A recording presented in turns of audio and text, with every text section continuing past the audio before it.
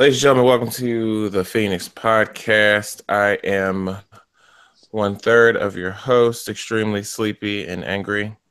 I am joined by Chris, Hey yo, and I'm joined by the fat one, Drew. Yo, what's good? Okay. Okay, let's get the rhetoric out of the way. You can leave us an email at feedback@thephoenixpodcast.com or a voicemail at 678-753-5144. 678-753-5144. Scruff Holla. McGruff, Chicago, Illinois, 60652. That part. Oh shit. Should I not have said? Can we get sued? We can't get sued for that. I don't know. The reflections of Chris on the podcast. I don't know if that works here. Anyway, The reflections, I don't know. I'm sleeping. There's a like lot me in going the on. mirror. Yeah. And then what they say. Anyway, Well, let's that's get a what they list. say to start with the man in the mirror. So let's do that. With the man in the mirror. Yeah. Okay. So let's get to a listener email. We can knock this out and then we can go straight into The meat and Shenanigans. potatoes. the meat and potatoes. Dick and balls. Not quite what I was looking for, but we'll go with that. We're not talking about his Friday night. Dick and Dear Phoenix and crew, hey everyone. First and foremost, I'm finally able to listen to your podcast after it was blocked in the Middle East for the first year. I was on an island here in Bahrain. I know the show is very versatile in the topics of discussion with range from video games, politics, wrestling, and even stupidity at times. yeah. Thank you. Yeah. But Wasn't with sure the if anyone launch, noticed. But with the launch of Xbox One X, I thought a good topic of discussion could be games that you want to come back. I was speaking with a buddy of mine, and we somehow ended up discussing the way that we felt about playing the first Splinter Cell game. That is one game that I remember launching as an exclusive to Xbox that was far ahead of its time when it came out. Are there any games that you all wish could come back, or even games that you feel are a waste that could come back? As always, thank you for the entertainment, laughs, and rawness. It is appreciated more than you all know. From Bahrain, with best wishes. Thanks for all that you do. Keep us listening. Keep us listening. Jesus, I can't read. Thank you, Donnie, for that email. Whoop whoop! It's the sound of the police. Yeah, everybody's dying. So, what games would you guys love to see make a comeback? That Splinter Cell was a real good game that he mentioned because the last one that came out really didn't make a lot of noise, but it was still a pretty good game. It offers a different multiplayer. I mean, if Master Chief Collection, which is getting the update for next year, if it was working, I mean, that's really a big part of my Xbox. That's what got me really to switch over to Halo 2 because I was mostly playing PlayStation back then. But I would really be satisfied with that. I'm trying to think anything else. I mean, my array of games is just all over the place because like it's shit from like Nintendo, it's shit that I only see on Sony. Because like a game I would really love to play again, Filter. Like that shit was amazing back in the day. Even though he like walked like a Jamaican when he was running, it looked like a Jamaican dancing. But What? you remember Siphon Filter? It's true. Think about it. Dude was walking, his like waist went from side, like it was not a like they didn't have the green screens where they capture your actual body motions. Yeah, they didn't have just mocap back programs- then. It was just Yeah, it was just basic HTML codes. yeah, that guy was running, and it looks like he was like Jiggy Body, and looked like Elephant Yeah. Man was in the whole game fighting crime. Yeah. Come on, Phoenix, search your feelings. You know it to be true. Thank you, Obi, or Darth, whichever Yeah, one. but Siphon Filter. But Okay. yeah, that would really be it. Chris? No. I don't have any game that I want to go back. I was like, oh yeah, None. 0 games. not even You wouldn't, not Vice City. What's the Miami one? Vice City. Vice City. Oh, it is Vice City. Yeah, you wouldn't want Vice City or San Andreas. No. We Everything technically that got San Andreas again. exactly everything that they've done in the past, they've done better going forward.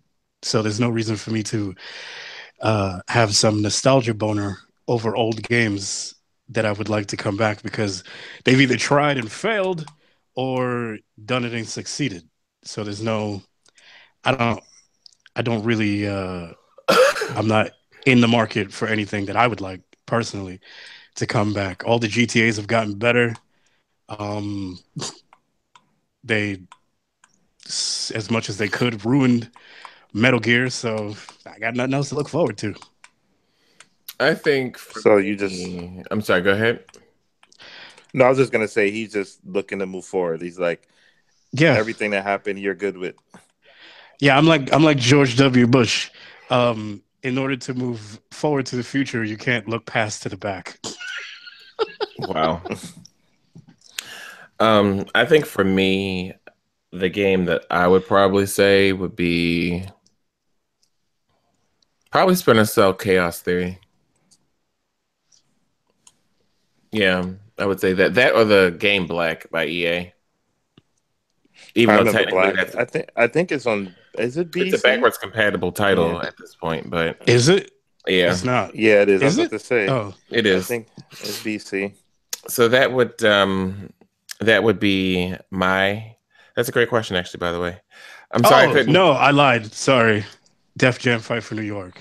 Oh My my bad. God. Sorry. And bring the fucking show up fucking tempo. Goddamn. Yeah, Def Jam Fight for New York. That was a great game that needs to be done again. I wouldn't even I'm so I glad wouldn't you said even bring need the for show it to back be up tempo. redone. Just like port it. Just port that bitch. Don't even redo it. Just port it. It's You just want the same. You just want the same. I could game I over? could play that same game again. I'm good. I'd buy it for like $30. That game had a lot of shit in it. okay. Oh, I have another one too. They put the first Ninja Gaiden. I don't think that's the one that. I think there was another one after the one that's on BC right now from the original Xbox. I think there was one on 360. I may be wrong. Maybe that is the Ninja Gaiden. I just don't see the same paying $10 for an original Xbox game. Like No. $5 or less. But I would have to look at this like actual gameplay to see if that is the Ninja Gaiden I'm talking about. But yeah, Ninja Gaiden back then was pretty fire too. And now I'm call it Modern Warfare 2. I would do anything to get that back. Okay. Donnie, thanks for the email. It was a really great question. Be That's safe all out I could there, think man. of. Yeah, be safe out there. Yeah, man, shout out to the ring. Xbox One X came out. Chris, did you get that, Chris? Yep. No, there's no reason for it. So this is the segment of the show where I make fun of Drew. I don't have. What are you making fun of him for? Drew, please. Because I don't have a 4K TV. Because I don't have a Oh. 4K TV yet, and I'm sitting here on my Xbox One X right now. That's the number one reason why I didn't get it. Number two, no games. Number three, no point. Well, I'm getting the TV. I'm just waiting. Oh yeah, me too. I mean, but I ain't got it now, so there's no reason for me to rush to get it when it comes out. Well, it's not.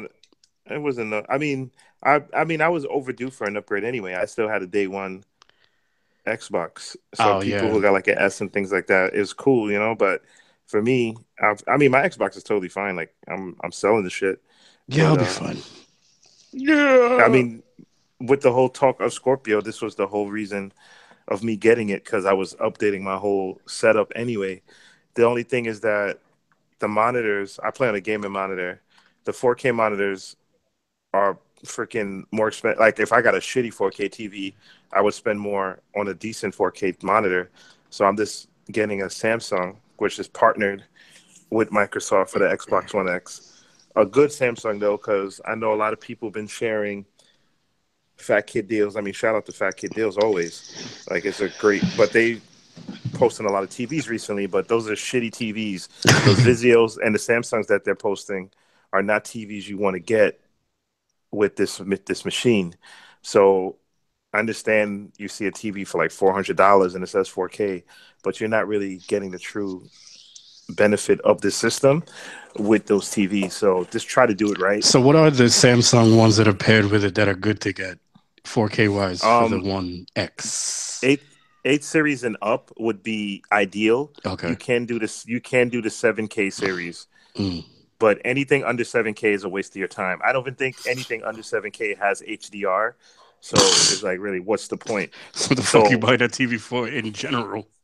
Well, the thing is that I didn't really know. Like, Phoenix got his TV, but last year or whatever, and even still, like, I mean, I was with him through that whole process, but I still wasn't keen to the whole 4K lingo, the differences, HDR, yada yada.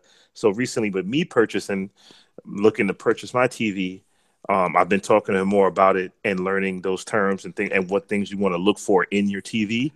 So the thing, ideally, I want his TV. Because his TV is like one of the highest rated and it's real good, especially all right, let's go gaming. steal it. I'll pick you up in a little bit. But his TV, even though it's discontinued, is still priced Phoenix, at lock your doors. $900 or so. So I'm working on trying to get that 8K series for like less than that. So that's the biggest. It's not as rated as high, but it's still good. So I mean, there's like, you can like if you have the money, then definitely also go with the Sony, the Bravias. But the thing is, you're adding an extra $100 to $200 just for those 4 letters. But Sony TVs are real good. I think it's the X90E or 900E off the top of my head. That's like a good mid range. But even with that, I think it starts around $900 to $1,000. But that's like the mid range version for gaming on a Sony TV. So I mean, definitely, we're on our Phoenix Podcast Twitter more. If you're like looking to buy, don't hesitate. Our email too. If you have 2 models you want to compare, I could get your feet wet with it. Phoenix will like give you the ups and downs because, like you said, when he buys, I turned into that. I went to Best Buy on Saturday, and the guy's trying to talk to me. I call Phoenix just to freaking get the salesman away from me, but then I'm looking at the TVs and get out of here. Like Stop doing your job. It's like they do their job when you don't want it. Like when you actually need help, then you stand in the middle of a fucking store looking in the sky. I need an adult. I need a staffer. Yeah, but definitely if you're thinking about getting the X and you haven't upgraded to 4K, don't hesitate. We can definitely provide some guidance in terms of what TVs to buy. I gotta do my Googles. I gotta do my research. You're gonna be like watch when you start to research, you're gonna talk about it too, about your process, because it's not as simple. No, I'm gonna get one of you guys to link me one and then I'll buy that. All right. Well, probably that's what Tristan did. But yeah, it's not like 720 and 1080 purchases. This was 4K. There's a range of them. And it will say 4K on it, but it's not necessarily going to benefit you if you're upgrading it for this system or even just for watching movies and things like that. It'll look cool, but it won't be the best product. So it all depends on your own personal. You gotta get the 4K with the preference. Big titties, man. Well, yeah, big titties every day. Phoenix, I'm just listening. No, I know. I'm waiting for you. I'm waiting for you to jump in, though. You're the 4K man. Yeah, ain't that right, duffel bag boy? We'll talk about your 4K TVs and your big Buford Xbox One X's. Before you start the Phoenix, I'll just talk about the X on the 1080 experience. I was gonna. Don't nobody want to hear about that bullshit. Well, some people. No, actually, the crazy thing is, I know a couple of people that's upgrading. They're not even considering upgrading their rig, their setup rather, in the like near future. Like I'll have like by Black Friday, I'm gonna get a TV. Like if I don't work out what I'm trying to work out, I'll get something on Black Friday. But from the sales that dropped so far, like Samsung, Target didn't even drop a decent TV that I would purchase. I think the one that they got for sale is like a 6K series. Like I said, stay away from the 6Ks, 7Ks and up. But hopefully Black Friday, something a 7K or 8K drops in the price range, so I could do it, and I'll definitely do that. But 1080 wise, the system is faster. But like I said, same setup. The system's beautiful. First of all, I mean, we could just go off that. Like, it's much smaller because I have a day one. I should probably take a side by side picture before I get rid of this day one Xbox. But it's a beautiful size. I have my PS4 That's what she said. uh, and yeah, slightly smaller than the PS4. It's around the same size, but it's just I like this design. It's a real nice design. The Scorpio edition does come with a stand, which is pretty neat. Also, ooh, I'm gonna have to get that one. Yeah, it's pretty seamless too. So I plugged it up, and I don't know why the fuck I just went ooh. I know that was funny. You sound like you was watching an unboxing video, and like you really watch unboxing videos. Everything. But it was pretty weird. What's so when you set up, it goes through a couple screens, like kind of when you set up an iPhone, like welcome, English, like all that bullshit. And I didn't even have to put my network on. Somehow it remembered my network. Oh no, I'm lying. It's because it's wired. I didn't do wireless. I didn't set up the wireless. But yeah, so I was plugged up. It picked up my network. You go through the update and shit like that. It's pretty and they have this cool little screen at the beginning showing the processor and shit like that. But after that, it's just basically the same shit. I didn't get a chance to play Gears yet to see that difference. Phoenix will talk about his 4K experience with it on this system. It seems a little brighter, but it's nothing like with the super scaling and shit. I played that. I played Killer Instinct. Something else that's enhanced. To my naked eye, I don't see anything crazy. So if you haven't upgraded yet and are not planning on doing 4K, I wouldn't really recommend doing this. I mean, it's, for the system being faster, yes, but the main reason I did it was for the overall experience and the 4K gaming. So I just highly recommend to, if you did purchase the system already or plan on to in the near future, to ensure that you're updating your whole setup, because I think 4K is the way to go, and Phoenix will tell you why. Thank you for the lead in, Fat Boy. Yikes. The Xbox One X is not a console to get. Get the PlayStation Pro. Clearly joking. The Xbox One X is a 4K hybrid console. If you don't have a 4K TV, I don't recommend getting it. Drew's getting one, but I also said I was going to make fun of him every day until he gets one now. Yeah, you've been doing it since I told him it was delivered. I was at work. I'm like, my Xbox is here. And he's like, but you don't have a 4K TV. Basically, Chris will be proud. Basically, I went through 2 updates and then a third one for the preview program. But the first game I put in was Gears. Pop the story mode on, and my God, like, just setting it to visual mode versus performance in that game, just displaying in 4K, I was like, yes, this is it right here. This is what I've been waiting for. I put Tomb Raider, The Rise of Tomb Raider in, and again, that game, and I own it on the PlayStation 4 Pro as well. And doing a comparison between the two, the Xbox One version, it's literally like night and day. The Xbox One version is leaps and bounds better than the PlayStation Pro version of it. I love the console. The console's a lot faster. The console's a lot faster than the Xbox One S as far as the dashboard movements go. A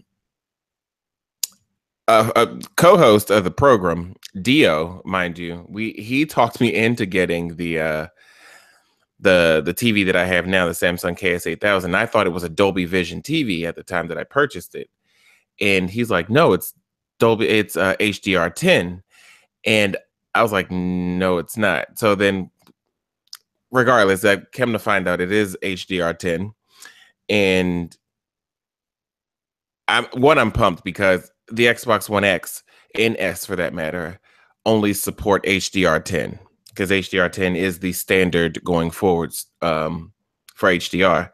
However, they do have both versions that will be in the market, but HDR10s looks like that's going to be where the market's going to decide on. If Xbox decided to or wanted to, they could send an update to support Dolby Vision because that's what HDR does. It support or HDR10 does. It supports both. I'm getting too technical at this point. Xbox. So I'm excited. I do. I mean, get more technical if there's more that you haven't said, because I mean, like I said, with people who's looking to buy shit like that, these are the questions that the Best Buy employee is not going to know, more than likely. If you're in the market of getting a 4K TV, Vizio, I don't, me personally, because I came from a Vizio to a Samsung. He freaking talks. He hates them. Every time I can't do Vizio any longer, and it's not to shit on anyone who owns a Vizio, because I was a proponent of Vizio before. I think I had the P series, the 2014 or 15 P series.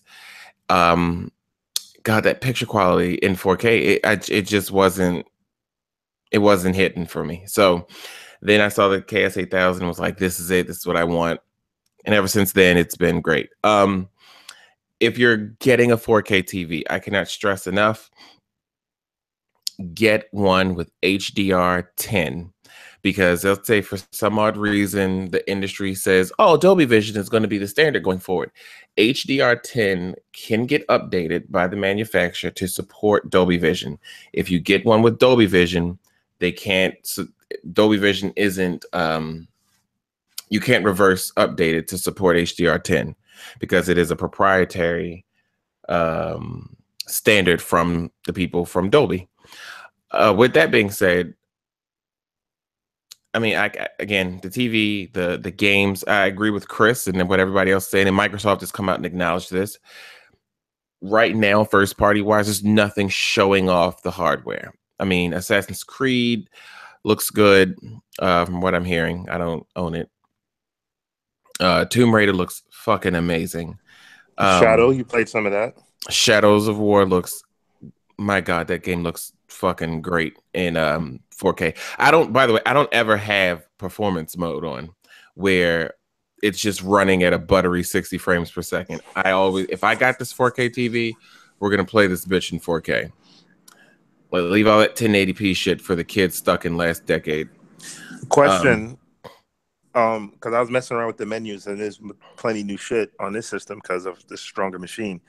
The performance and like the 4K, do you change that all the time in the settings menu, or is it like anything easier to make that toggle of those options?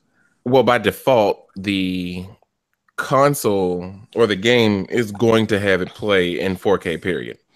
You then have to go into the options of the specific game and have it run either performance or visual. Obviously, if you do visual, then 4K is going to be what it's going to be displayed at. Performance, and it's going to it's going to be super sampled. You're going to get the 60 frames per second at a sharp 1080p. It'll be 1080p, 60 frames per second locked. Just like what Chris was saying and everybody else, there's nothing really showcasing the platform right now. And Microsoft's aware of that. I think E3, they have to say, oh, by the way, this is coming this holiday, and this is coming this holiday. Not everybody's into Forza. Forza is easy to capture in 4K, 60 frames per second. There's not a lot going on in the game. And that's not to knock what Turn 10's doing. But at the same time, there's not a lot, like I said, going on within the confines of the background and, let's say, quote unquote enemies. It's a racing car game. So I think Halo 6 next year needs to show it. It needs to say or show and prove that this is the game that was built from the ground up on Xbox One X. It needs to be hitting 4K 60 frames out the box without any loss, without any compromise.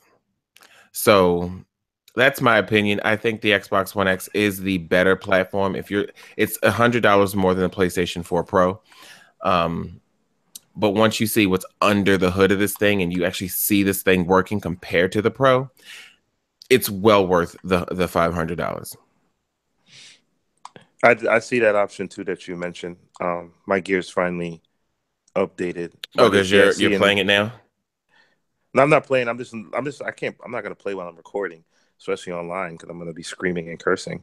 But I see the video enhance and then the rendering preference, and you could do visual and performance, and it tells you the difference. But the performance is only anyway for local or campaign and horde. It says 60 frames. If you do visual, enhanced graphical features and 4K rendering, super sampling for lower resolution displays. So I'll maybe by next show. I mean, definitely by next show, I'll try each and see if I notice a difference at all at the pauper version of gaming presently, because true power has arrived. We've waited for greatness, and now it's here. Yes, we've been waiting for a long time. Sony's been teasing us, and greatness has arrived finally. So I will let you guys talk about Stranger Things. I am just gonna sit here and just. What you wanted to talk about it last show? You might as well jump in. I mean, I don't have too much to say about it anyway. Here, huh?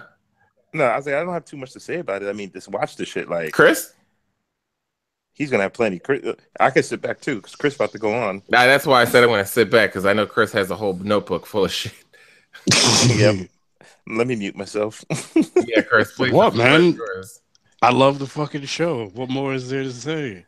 Steve Harrington, King Steve, is the dad mom of, all the cool kids of Hawkins. So, 1984 was a rough year for the kids at Hawkins Elementary, Sadie Hawkins, whatever the fuck that town is called. I don't know. Obviously, everybody knows the what was it, like the after credit scene at the end of season 1 when Will threw up that worm slug shit, whatever it was that came out of the back of his throat from being in the upside down for so goddamn long, and everybody was like, "Oh God, this is a law." And then we find out in season 2 that he's basically still living with it. What you call it? PTSD of the Nether Realm. What was it? Yeah, the Duffer Brothers said it was originally called the Nether World or some shit like that. It was just that I guess one of the kids or somebody in the cast, or maybe it was all the kids, just called it the Upside Down once, and it just went with that, and they just ran with it with the whole fucking show. But the actual name of the place is called the Netherworld, but everybody calls it the Upside Down, which I don't mind. I still think that's cool. Netherworld sounds a bit too much like Mortal Kombat, like NetherRealm, but when you see that shit, the Demogorgon from last season, the Demodogs, like Dustin calls them, the Mind Flayer, all that shit it fits. And as far as I'm concerned, season 2 came through real strong. I don't really have too many complaints about season 2. I don't really have any complaints actually about season 2, except for the fact that his name, Billy Hargrove or whatever this shit his name is, the abused kind of rough around the edges teenager, the older stepbrother of Mad Max. Mm-hmm. Oh my God, I hate that kid. He's kind of a throwaway character. I understand that they said that they needed a human villain in the show other than the Mind Flayer and the Demodogs, but come on, bro. Like, I understand that his existence in the season was to basically show the catalyst for why Max is the way she is towards people, and people who are trying to befriend her and shit. But it's like, I feel like a 13, 14-year-old girl era would have had an attitude. Like, that's around that age, that's when people have attitudes. Teenagers have fucking attitudes. Didn't anybody watch Mighty Morphin Power Rangers? Recruit a team of teenagers with attitudes. All teenagers have fucking attitudes. You don't need to have her come from an abusive household with an abusive older brother to show off that she's kind of like in that sort of state. She could have had her own she could have existed in her own kind of edgy world without having to deal with that bullshit with her racist, sex crazed, fucking drunken older stepbrother, who, by the way, tried to fuck Mike and Nancy's mom. Don't know why that was even in the fucking. I mean, that it was a weird scene. It was a little funny, but at the same time, come on. That's pretty much my only complaint about the season. Best thing about this season by far, and so many people have expressed how much they love it. The bromance, or the basically father-son relationship between Steve and Dustin. A friendship that came out of nowhere. And people love that shit. I, for one, I'm madly obsessed with their friendship at this point, because it seems very organic, because they're both coming from a place where Steve is lost Nancy, obviously, to like Jonathan and shit. Dustin was going after Max as Lucas was, and obviously Lucas got her. Spoilers for anybody who didn't finish watching it. Yeah, so they're both coming from a place where they've kind of been rejected by women that they're trying to pursue or trying to be with and shit. And Steve was there last season. And for some odd reason, Drew and I talked about this. For all Steve's bullying, he's 0 for 2 against human beings. But he's like undefeated against demons and shit. For some odd reason. The weirdest Billy situation ever. I can't understand that. He got his ass kicked. He was going to win that fight. Yeah, he got his ass kicked by his former friend in season 1. And then he got his ass kicked by Billy in season 2. Like, the shit makes no sense that he can get his ass kicked by regular human beings, but for some odd reason, against the Demogorgon, beating the shit out of that thing. In the junkyard scene in season 2, he basically shadow steps away from one of those fucking things. And just, like, he sidestepped it like a fucking punch in Tekken. And then he just turned, pivot, home run with the fucking bat with the nails on it, and just smashed the Demodog to pieces. I was like, what the? I was like, how is he moving so fluidly? Slide to the left.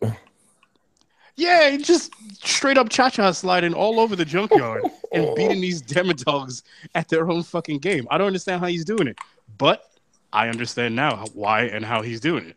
Because in both instances where he had to fight creatures from the Upside Down, he was protecting his friends. And more so to the point, he was protecting those children, especially in season 2. He wouldn't let these children get anywhere near that fucking the sunroof on the bus. He wouldn't let them he didn't want them to leave the house for shit. He's the best babysitter / mom / dad ever. And King Steve, John Ralphio's dad, needs to be fucking hoisted to the sky. A statue needs to be made in his honor when he dies in season 3, because you know it's coming. Yeah, somebody definitely has to die by this point. Well, okay, so with this season, I was here he go. Well, let him go. Well, yeah, I know what he's gonna say. Yeah, I think I text both of you about it. I was bummed out that Bob died. Oh, well, there's they explain why he had to die. Oh, why? Well, the Duffer Brothers made it so that, like, Sean Astin is a huge fan of the show, and everybody knows he's famous from a variety of films that he's been in, most notably The Lord of the Rings. Yeah, but wasn't he in Goonies also? He also, no. And he's part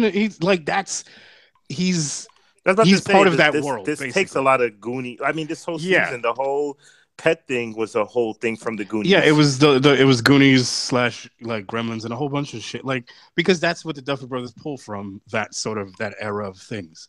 So, like, Sean Astin is basically part of that world. You know what I mean? Whether anybody wants to admit it or not. It's kind of like Sigourney in being in Daredevil. Like, no, it's absolutely nothing like that. But he was like the queen of sci-fi. Like, that was the big thing about it. Yeah, but Defenders ain't goddamn sci-fi. Moving along, I don't want to talk about that shit show. Well, yeah. First off, call her by her real name, the Gorn. Anyway. Yeah, okay. First of all. No, but yeah, the Duffer Brothers said that even though he was a huge fan of the show, like having him in it would kind of pull away from what the actual, not saying the actual point of the show, but the cast itself is supposed to be these main kids. Like they're the main cast of the show. You know what I mean? Outside of Winona and fucking Hopper. Do you know what I mean? I don't know why I call her Winona. Fucking Joyce Byers and Sheriff Hopper or whatever the fuck. Outside of those two characters, like Hopper was supposed to die so many times. Yeah, the four boys and 11, and I guess now Max, they all are, they're the show with Steve, Nancy, and Jonathan rounding out the older kids. So it's not really, you're not really gonna put like a huge fantasy sci-fi star into this thing for more than a season. I mean, he lasted pretty much the whole goddamn season. Yeah, he lasted. I mean, he went out still a hero and shit like exactly. that. So he went out the unlikely hero. He went out like a G. He didn't go out like a bitch. You know what I mean? So he kind of did because his dumbass left the gun. I mean, not only did his dumbass leave the gun, but he's not like he said it himself to Will. By the way, gave Will the worst advice. Well, yeah, he caused all the trouble. Actually, yeah. I mean, because he grew up as a big nerd, getting bullied and shit like that. So he felt Will like as a kindred spirit. He felt the need to bond with him, especially since he's banging his mother. Might as well. He felt the need to bond with this kid and give him some advice, though it be the worst possible advice for his situation, because at that point Bob had no idea that any of that shit was real. You know what I'm saying? He just thought that the family was weird. He didn't know that this fucking kid and his mom and older brother had been dealing with ghouls and demons and whatever the fuck else, monsters from another realm. He had no idea. So he was giving him advice based off of the fact that he thought Will was dealing with a bully. He didn't know about fucking Demogorgons and Mind Flayer. He didn't know none of that shit. So, yeah, he grew up as a nerd getting bullied. So he figured, and in that point, he would perform a heroic feat. You know what I'm saying? Because when he was in high school, Joyce was, popular, as was Hopper. So he felt the need to, try and be, that dude at the moment. And he was doing well until he left the fucking gun. Mm-hmm. It's just, I guess, with that being that there's really, like, that was one of the other points that someone tweeted, that how Dustin is like the only one who has no father figure until Steve comes in. So it's being that he had that, and like, I mean, I was raised by a single mother too, that seeing that guy take those kids in like that, it really was dope to me. And I mean, shit, like all that. He just took him under the wing. Yeah, with all that weird shit. At that point, I was like, yeah, I'm out. I'd be like, yo, this ain't that good. I'm sorry, Ma. Like, I'll deal with a troubled teen or some shit, but you talking about? You got to understand, they're in a small town. It's not like a big city type of shit. They're in a small town. Where the fuck is Steve gonna go? Of course, he's gonna protect these kids. He's either gonna protect these kids or run like a bitch, and eventually, all those fucking things that are coming after the kids are going to get him too. So he's like, might as well stand your ground. You know what I mean? No Zimmerman. And, do what you're supposed to do. And so far from season 1, Steve's character arc has gone from typical 80s bully douchebag to fucking hero. Do you know what I'm saying? Like, as far as character development, he's got it all. Do you know what I'm saying? Can I just say this real quick? What's up? Today was the day for voting, and this is a huge thing for the LGBTs people. Yes, I hope everybody get out and voted today. Vote or die. Holla. Breaking news: Danica Rome, I want to say the name is a Democrat, defeated 26-year delegate Bob Marshall, who's a Republican, in HD 13, becoming the first transgender person elected in Virginia state legislation. Shout out to Danica. Congratulations. You don't see shit like that, and that's why today was so important. I mean, by the time you guys listen to this, it's already going to be over. So, But yeah, it's a good thing people came out and made shit like that happen because this is super In important, Virginia, of all places, too. especially in Virginia. So, you know what I mean? Shout out to everybody who went out and voted today. Um, this is what's actually important as we can see the goddamn world falling down around our ears on a daily basis. So, Also, you know what I'm saying? This is a huge step forward. it is a great step forward. And today, the Democrats picked up 12 plus seats in Congress. All we need is 5 more for control. Yeah, anyway, back to the Stranger Things, which took Oh no, place. yeah, we can use that to, skivvy back into that because we all know after watching it, they had like a little not I don't want to say Easter eggs, but little things around the town that you could see around 84 how the political landscape was In the as beginning far of as it, when like they who had was the voting Bush for who. Reagan on the Yeah, lawn. you saw that on certain people's lawns, right? Like obviously you saw on Dustin's mom's lawn, she was obviously, she's liberal, but we all know Stephen, sorry, Mike's parents, Mike and yeah, Nancy's parents. freaking Republic, you freaking Trump voters, clearly Yeah. Trump voters. Um, you could tell basically how sort of like when, nasty Billy was talking to Mike and Nancy's mom, how much of a fair weather absentee sort of, housewife she was, where she basically just obeyed and listened to everything the dad says. And the dad was basically gone. He did not, he had zero personality. He was almost like a fucking robot. Like when I forgot who called. Oh, it was Dustin that called asking for Mike, or yeah, he called asking for Mike or something like that, and he was basically cursing Mike's dad over the phone. He was just Oh like, "Hey, yeah, you and then don't he tell." and he did it too. He did it too when he came to the house asking for him. Yeah, and he did it when he came. Like, and he's just like, "Don't you know my kid? Nobody lives here anymore." Dude's like a fucking robot. He's a drone. And it's just like the way he was talking back to Dustin just shows that he has no soul. And There was it was something you said earlier that brought something back to my attention about the show, what's other up? than Bob. But the other thing that you didn't touch upon is they kind of set the plane for season 3. I mean, there's a bunch of ways they can go. Oh Where the boy, did whole they ever! yeah, but so the show starts with you finally see there's someone else like 11, and then later in the season you find out who she is, number 8, and then they all have some sort of mind powers. With her Yeah, power, ranging from telepathy to telekinesis, uh, all sorts of yeah, like.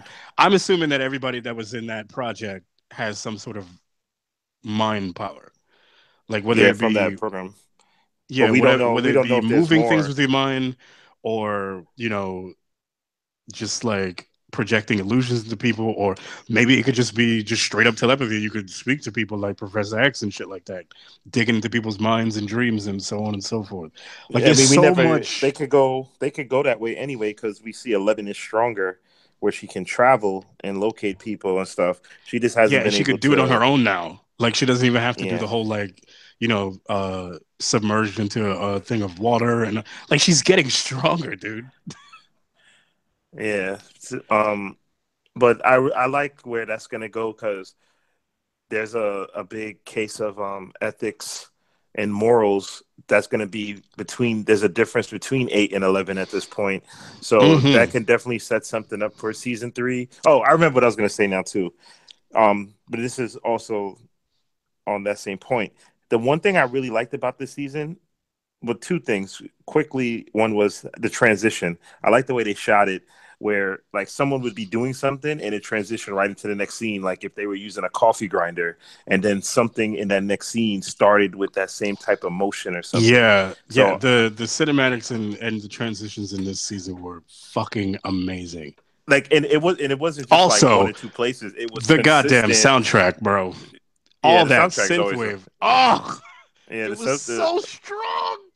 We could save that even for the next topic after this. And the Yeah. other thing I liked about this season was like there was multiple storylines, but it didn't get like too cluttered and they would all sometimes they'll even like toward the end they're on the same page, but they're still on different like this like all those little things like Chris just mentioned with like Dustin and Steve, Dustin and Mad Max, Lucas and Mad Max, Mike and Will. Will in general, like everything revolves around Will, but it just branches off to so many different timelines and stories. Will doing the Harlem Shake in the middle of all them leaves. That shit was hilarious. When those fucking agents were burning the mind flayers, what you call it, the spies, demodogs, whatever the fuck. And Hopper, like Hopper's always like because Hopper has so much going on too with the secrets, with his deal with them, but then he's doing his investigating. So like there was so many storylines, and toward the end, then it all comes together. But they still subplots, basically. Yeah, there was a lot of subplots, but all the subplots seemingly tie back together to the main story arc. Yeah, it wasn't too much anyway, and it wasn't like fucking the first 4 episodes of Defenders, basically. Like no, yeah, because even when you see Nancy and Jonathan break off to try to get that dude to, after they do the recording, they get those guys to basically admit to what they did to killing Barb and so on and so forth.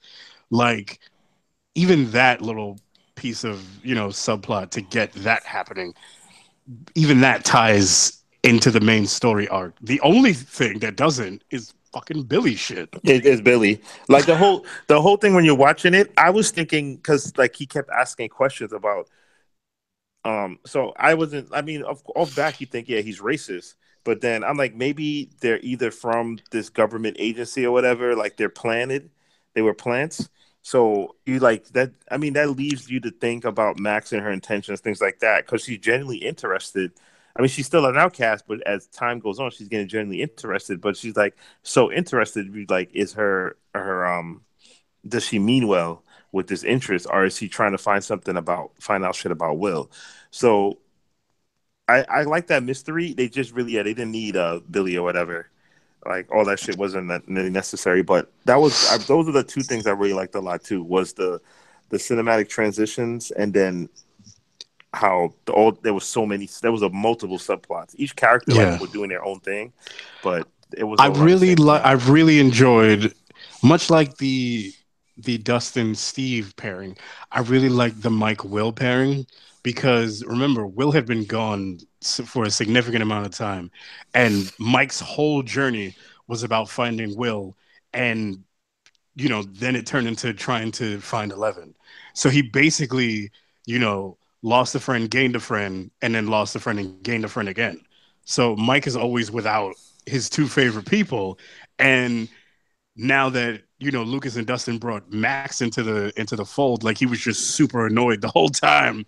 Like when 11 flipped her off the skateboard was like the ultimate like thing I've dealt with women forever. Remember what I said yesterday? Damn girl, who hurt you? Oh yeah, everybody. Why she texted you? Because 11 basically came up with the worst upbringing ever. But yeah, Mike really took care of Will, and he was always there for him this season. Like anytime he had like a little freak out or flashback or anything like that, Mike was always there for him.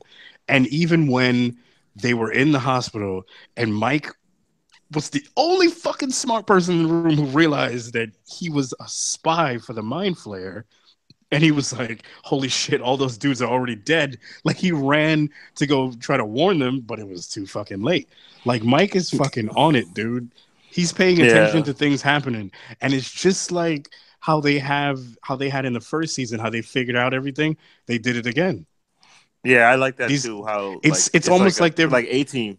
Like damn, exactly. That's another show. It's like A-Team. It's like A-Team. It's like Scooby Doo. You know what I mean? How they always somehow stumble upon how to like defeat the villain, or basically uncover who's really behind the whole fucking thing. Like these kids are what, 12, 13, 14, and like the way they have them writing it is not like some ass pull bullshit. They're actually using their brains to figure stuff out, and they're relating it to stuff that they actually know of. Because when Dustin brings up that whole thing about the Mind Flayer and how to defeat it and all this other shit, he's basically just basing it off of shit from playing D&D. Yeah, It's that not like they wrote in, oh yeah, I know how to defeat demons just because type of shit. They all made it tied to stuff that they already know about. Like how in season one, how they brought all that information to their science teacher. It was just like that. That's even when he that's what I found love about the the writing about this show. and even with him finding the Demodog in his garbage and shit, he like his first thing was to do was to go do research. Like he's just Yeah. reading to try to figure it out. He Um, thought it was a polywog. He was trying to yeah, figure out all different types of new species, and then he was trying to claim ownership of discovering the new. It was the whole show's fucking great. I'm sorry, the whole that's just show's yeah. great. This yeah. Lastly, I would just say it's just what I like being that it is popular. Um, it's like underlying things where it shows kids who are considered outcasts or geeks and things of that nature that bond they I mean this is something you won't have to deal with in real life, but if you have like a group of friends like growing up now, that bond y'all have to keep that bond because like y'all could get through whatever, y'all have to hold each other down, and it's good that it's embraced by the masses too, where I mean it's I mean it's not as like geek culture is like huge now, you know what I'm saying? It's not a big thing where they're gonna be like, oh, like as a like we're like me and my girl will make fun of me because I still buy Funko Pops and shit like that sometimes. But it's not something where it's like weirded out or like she's gonna leave me because I'm a freaking geek. Where like being a geek is cool, and then it's just that I see so many people from different areas of life who embrace the show.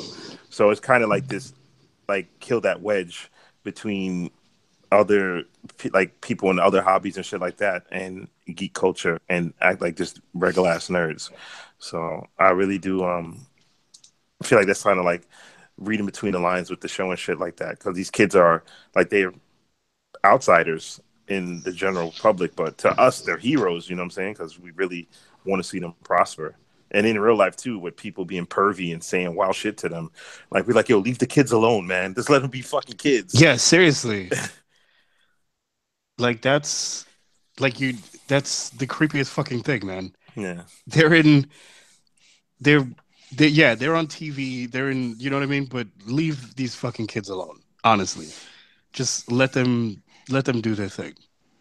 Okay? Stop hanging out in front of their hotel rooms. Don't chase them down the street. Don't say weird, disgusting adult shit about them on social media. Let them be kids and let them do their thing. That's all you need to do. Enjoy the show as a fan, not as a fucking creepy weirdo. So But the last thing I want to oh, say about season two is remember to just use the shampoo and conditioner, and when your hair's damp, not when it's wet, when it's damp, you just do 4 puffs of the Farrah Fawcett spray, and Jesus that's all you need Christ. to know. The big homie Steve. Um, I mean, there was a lot for this week. So, lastly, which last week, Thor came out, MCU. Well, before we even get into it, like, can we just laugh real quick about Yeah. this freaking Disney Fox deal that has geek boners at, like This shit is great. This immediately? shit is grand opening, grand closing, grand opening, grand closing. Every hour it changes about what they're thinking about, what they're going I'll to put it to you do. like this. They said the same thing when Spider-Man was coming. Oh, the deal's off the table. And then literally 2 months later, Marvel announced the deal. I think it's going to happen where Disney will buy 20th Century Fox, but they will let 20th Century Fox act as their own company. So that way, number one, just the same way that Marvel Studios acts as their own company and Lucasfilm acts as their own company, they act independent of which. Same thing with But Pixar. there's a lot of conflicting things though with the so I There was mean a this lot of wasn't a good source, conflicting but things with the whole Spider-Man thing, but guess what? They saw fan reaction and it went through. well You know, there's I mean a bad side of this deal would be what's going to happen. Well, if they still get to exist as their own company, cool, because then Deadpool can still be Deadpool because Deadpool can't be Deadpool under Disney. that's true. If it The acts other as thing, 20th Century Fox as its own entity, yes, it could. yeah, Because no, No, no, yeah, I again, that's said what we that. mean. Yeah, no, no, that's what I said. I just said that what you just saying that there, I'm cool with that deal because not too much is going to shift. However, I do need X-Men, even though it's too late in the MCU. It would be great to have. Here's the big like haha about this situation for me, because I've been watching these things for God knows how long at this point. We all have. To me, what it seems like, nobody's really connected to the characters. They're connected more to the actors playing the characters. And what you're going to see here now, especially now if this deal goes through, which, like Phoenix says, it probably will at the end of the day, you're going to see a lot of new faces. You ain't going to see a lot of familiar faces in these roles that you've grown accustomed to. But we know there's no Wolverine. But that's what I'm saying. People who have not read the comics but know Hugh Jackman as Wolverine, and they know whatever schmuck as Cyclops, and so on and so forth. These things ain't happening. Ain't gonna be no Halle Berry as Storm. These things ain't going down like you normally are used to. The whole fucking landscape is gonna shift once that happens, because you see, once they got Spider-Man over, we got a new motherfucker as Spider-Man. And as far as I'm concerned, they did right by that. So I feel like when this deal does go through and we get some new faces to be some X-Men, I got a feeling that the cast is going to be spot on. Because if it's one thing that Marvel does do right, not saying that they don't do a lot of things right, but they do their casting very well. They do a lot of really good casting. I mean, most notably, Robert Downey Jr. is Tony Stark. So it's not like they don't know what they're doing when they're putting people in certain roles. It's just like also Chris Evans as Captain America. As Cap. The big thing for me with that deal is I would be excited because everything is fucked up as is, being with the two separate entities of X-Men not being in the MCU and the stories that are presently going on. But this is going to give these writers and shit so much to work with, to if they're going to encompass them in somehow or however create new stories. Because it'd be fun to see, like what they come up I'm with. excited to see that. Yeah, I'm excited to see however they transition it if it was to occur. The thing with the deal, it was like on Hot 97 on the radio. But the thing with this deal is that they don't want to take. I said, not the greatest source. I don't think they were actually reading something, but they were talking about with the deal why it was called off so quick, is that Fox was trying to give them a bunch of shit that they didn't want, like Fox News, Fox Sports. Like if you get Fox News, just close that motherfucker. Yeah. But Fox Sports, because the thing is a conflict of interest because they have ESPN. So it was like you don't need two of the same thing. So it's like, are they either going to merge them in together to one entity? But like, I mean, even Fox Sports, a lot of they have some freaking buffoons over there. That fat black dude, oh my god, he's like, there's so much like I mean, I'm a toxic motherfucker, but I'm not Fox toxic. And there's so much toxic shit. They are toxic Avengers over there. Those motherfuckers go in when it comes to being problematic.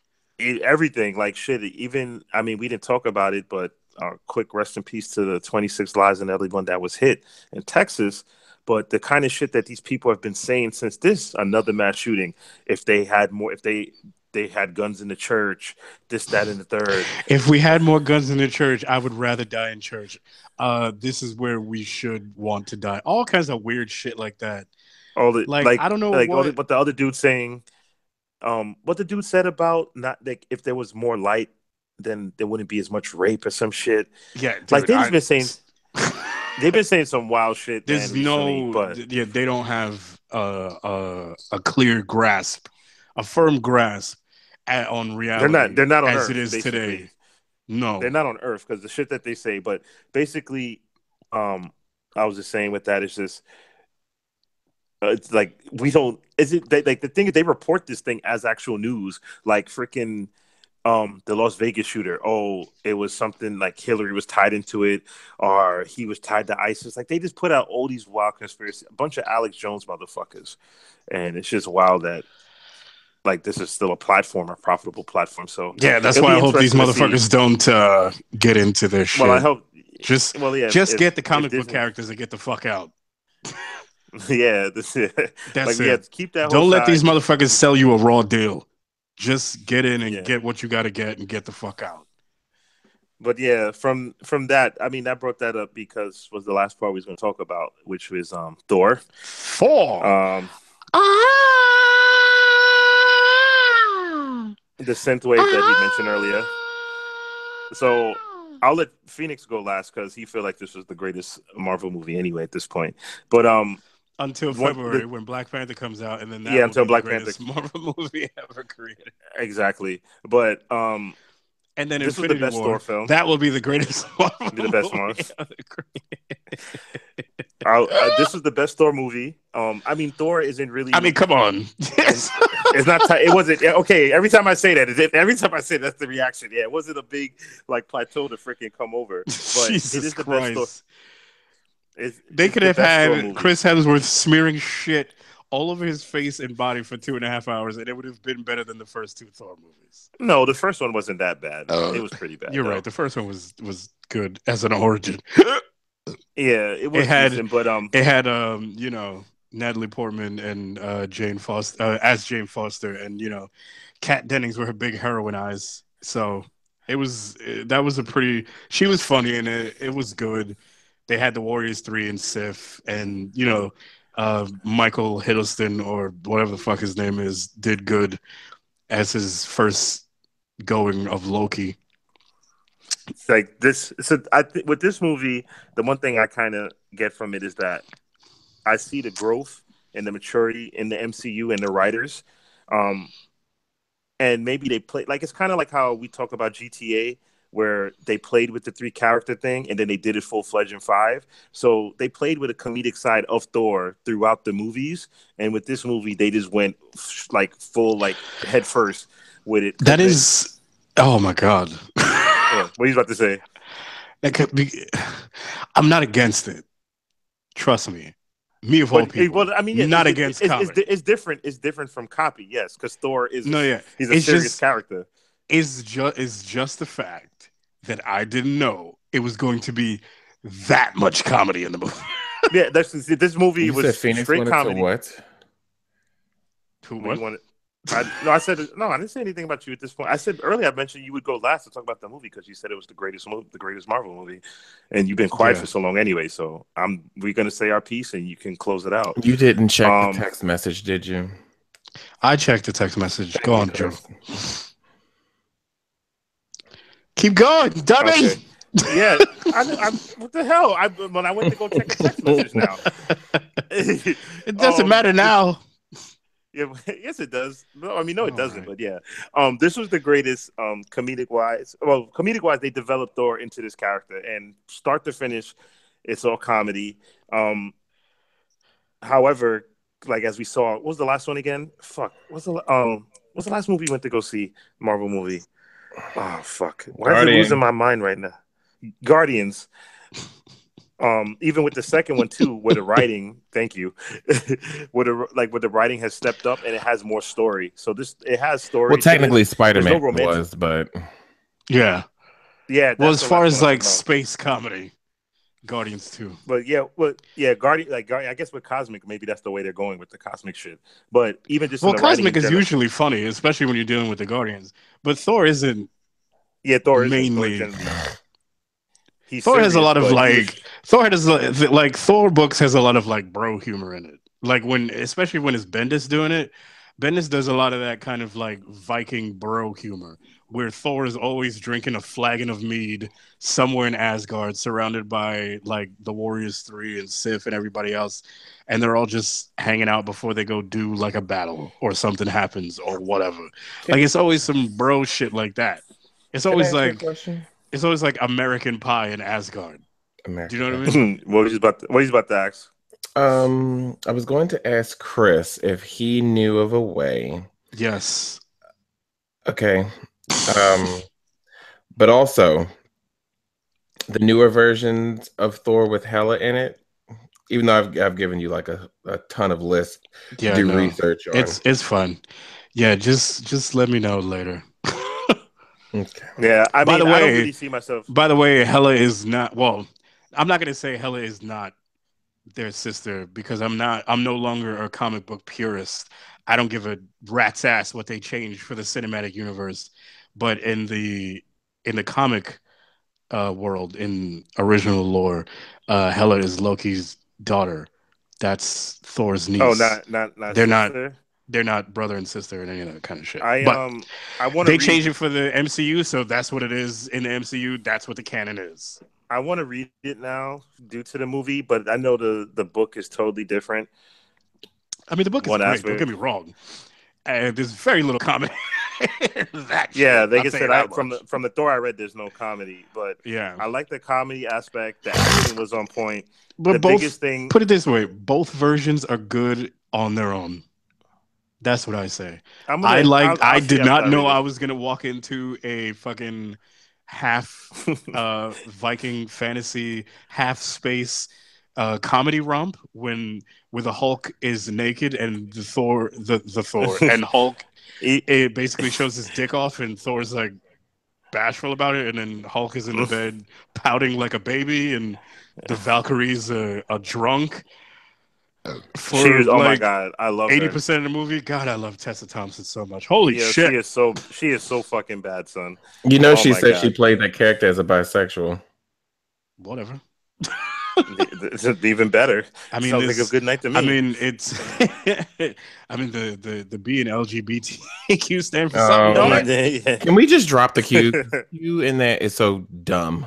All right, we'll drop the Q. Hey, I'm not gonna say it. It's like MATTRES. Leave off the last S for savings, right? But the last part, real quick, about the movie that they invested a lot in, and this guy did a lot of soundtracks, so I'm gonna probably check out most of the music. So this is just from the another thing that trailer- I love because it's in both of the things that we're talking about in Stranger Things season 2 and in yeah, that's why I said Ragnarok. the synthwave. The music Yeah. has been. As soon as we left the theater, I pulled up the soundtrack. But this guy, No, I can't don't lie. remember his name. You tried to and you couldn't, and I had to show you how to fucking get it. No, on Spotify. motherfucker. My Spotify was acting stupid, but I got it. Mhm. You The or the music was on Spotify? point. And Him. you don't jump in the shit, but You don't jump in the shit. Oh, I don't give a fuck.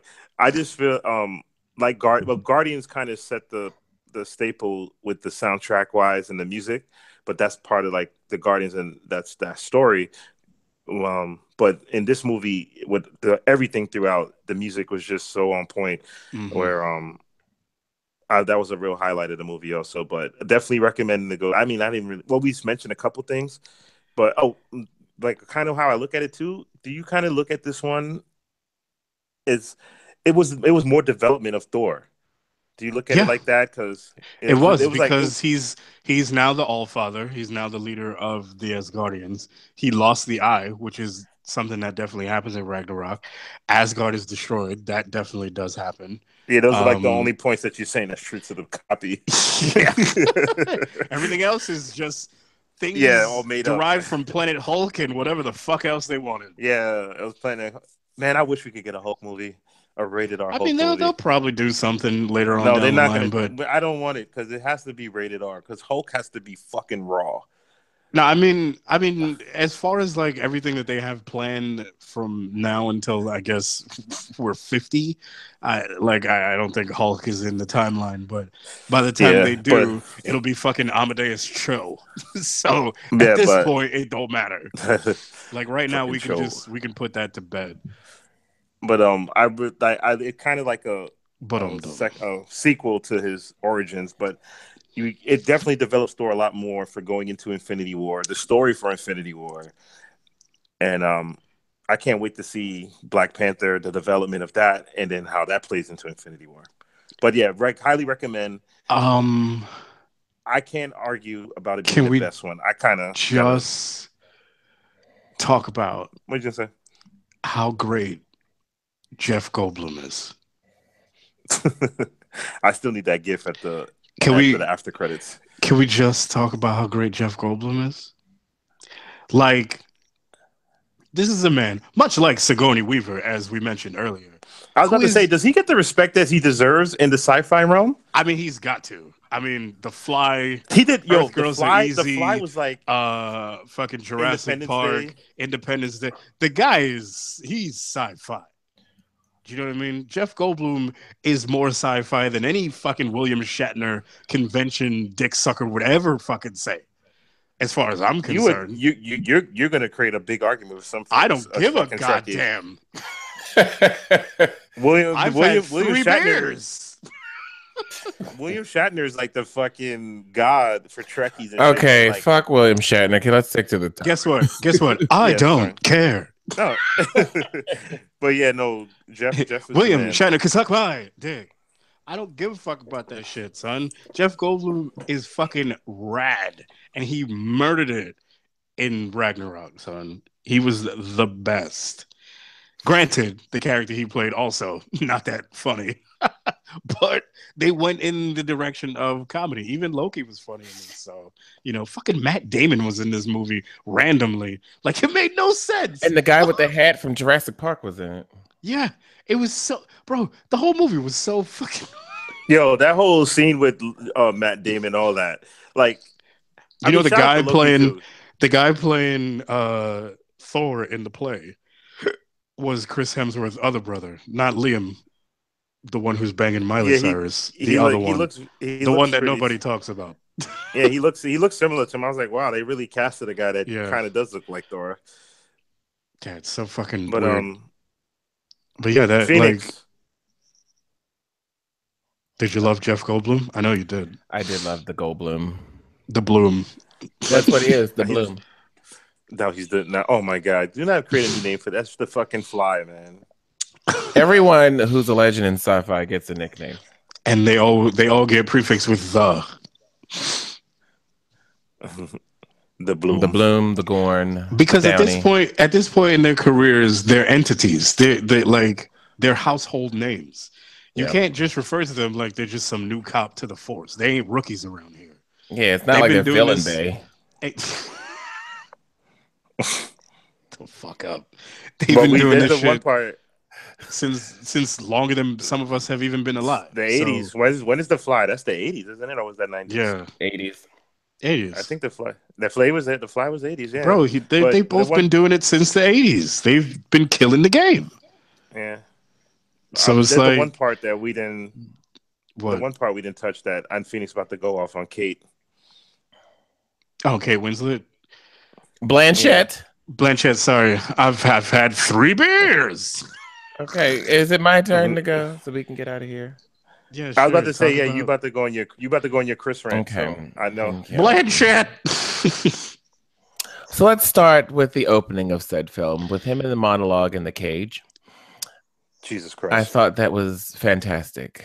I also thought him falling, being stuck on the chain, then it's spinning around like, oh, wait, I swear I'm not doing this on my own. It's just kind of like twirling, just that whole comedy scene. Loki was my number 2 in this film. I kind of look at my relationship with my brother as I'm Thor, Loki, and Hela, and he's more like the bug, the one that he got stepped on, but then turned out he was alive. Meek, what are you talking about? What is your thing? My thing is, what are you leaning towards here? I'm getting there. Thank you. Okay. I'm like a PlayStation press conference. I talk around a whole bunch of shit. Yeah, don't take the road less traveled. Take the express. I thoroughly enjoyed this movie. I think this has been the best movie Marvel has done since the original Iron Man. If I had to rank them, this would tie the original Iron Man, in my opinion. Yeah. Thank you. That was just for dramatic effect. I know. I don't. The reason I say that is because the movie is just well crafted. I think, what's the director's name? Jeff. No, it's something Tawiki. Yeah, I can't pronounce his name, so I'm just gonna say Jeff. Yeah, I was about to do my Googles, but just move on. Kaliki Laka Howie. No, don't do that. Don't problematic. Do that. We don't say that. We don't say that word around here. They're American. So anyway, for me, one being a person of color who directed this film, was definitely a plus for me. But then you get the Cate Blanchett, who came through, and the moment she came on the screen, she owned every bit. Like, she didn't chew any ounce of scenery. She was the goddamn scenery. And she was funny. Yes, I've never seen her this funny in a film before. I've never seen her funny at all. Well, yeah, that too. Like when she walks in Odin's storeroom, and then the first thing we saw is the Infinity Gauntlet. She's like, fake. Which goes back Which was to the basically first the movie. big fucking toy that they sell. Yeah, basically. Every Toys R Us. And like it goes back to the first Thor movie, which we all say in phase 1, they had no fucking idea what they were doing. Literally, they didn't. No. And that fact that there was the Infinity Gauntlet with all the stones in it in the first Thor movie as an Easter egg, they had to go back and say, no, this is fake. So that we obviously know next summer the real one comes into play. Yeah, I like that little nod to the to that bullshit. Because remember, we saw that room when the Destroyer came out in the first Thor movie. So yeah, it was neat to see that. I think to me, she was the standout in this film. Oh, without question. Her and the Executioner. Oh God, yeah. For me, it's the Executioner. She was easily the best Marvel villain so far. I would say Loki, but Loki's really not a villain. Yeah, well, when Loki was a villain, yes, yeah. But she took the crown. Oh, sorry. I've had 3 beers. Ultron shit. Ultron shit. Extremist Ultron shit. Let me finish. Okay. Sorry. Continue. One more thing. Right. I think this obviously the best Thor movie. This is the most fun that I've had in a Marvel film since the original Guardians. And I think they set a good tone going forward for hopefully what will be a 4th Thor movie, because Feige said that the director's coming back. They're going to have him back, and he obviously wants to do another Thor film. Thor 4? So we're going to get Thor 4? Whatever it'll be called. So I'm kind of pumped for it with the hopes and anticipation. But on the whole, Preparation H feels good. No, I think that the film... I think that the film was Jesus Christ, well executed, and thumbs up to Marvel. I think they did a great film, and then the Justice Guild comes out next week, and we'll see how that does. I mean, nobody cares about that at all. When I say nobody, I mean us. That's all that matters. Yeah, sorry. I'm not checking for that movie at all, dog. I'm not. I told you, I already saw the best part of the movie. Yeah, they always do. That's DC anyway. Like, and you're not exaggerating, because if you actually see it, that's gonna probably be the best part of the movie. Man, so Aquaman flip his fucking hair after he surfed on some alien's body throughout this building. I have faith. It was cool. I have faith, but I'm really hoping that flip in the Panther trailer isn't the best action sequence in it. But I doubt it. I doubt it. And he's still got to fight Gold Jaguar. He's still got to do a bunch of other shit like that. There's going to be way more action scenes that probably are. But that scene alone is 10 times more rad. They do that just to show off like slow motion cinematics for trailers. That flip is fucking amazing, man. I can't fucking wait. And then, of course, they show you the new suit, just pumping with vibranium through it, having all the purple lights going through it towards the ending of the trailer. Like they're showing you little things to get you, to get you wet for that shit. Yeah, they're trying to fucking, you know what I mean? They dick teasing you so that when you get up to it, you know what I mean? You just yeah, just let off that load. Yeah, man. Blow your load. February 16th. Do you have more on the movie, Phoenix? No, that's it. That's all I have. I think we should get the fuck out of here. Yeah. Here's your one more thing, just because we talked about it briefly. What did we talk about briefly? No, well, Anna had texted to us. You've probably seen it if it's not paying no mind, but we talked about Texas and the shooting. The House Republicans blocked the vote to set up a select committee on gun violence that would study how to prevent future tragedies. So this is the country that we live in, that there's been an ongoing issue, and just because the NRA is basically in all these motherfuckers' pockets, that they do whatever they can in their power to ensure they stay in power and people get their guns. Just funny. Yeah. But yeah. People with guns are voters. They don't give a fuck if it costs people their lives. It doesn't matter to them. If you haven't seen it, anyone's interested, just tweet like me, Polo_Poppy. There's a whole thread of showing all the donations they made to different members of Congress and Senate, and Trump also. Like, these guys pump millions into these people. That's the reason why there's like really no motion. They're like, our votes don't mean shit compared to them dollar signs. But yeah. If you're looking for cool wiener pics, follow me at Old Man Rollin _. Old Man Rollin. Oh, sorry, I don't know my own Twitter handle. Oops. Oh, and because you're old. That's want to see what a little dick look like, follow Real Donald Trump. Shout out to the ex-Twitter employee that deleted his shit. Yo, with that being said, freaking person of the year, man. Yeah. Well, with that being said, Chris, please. Bruh.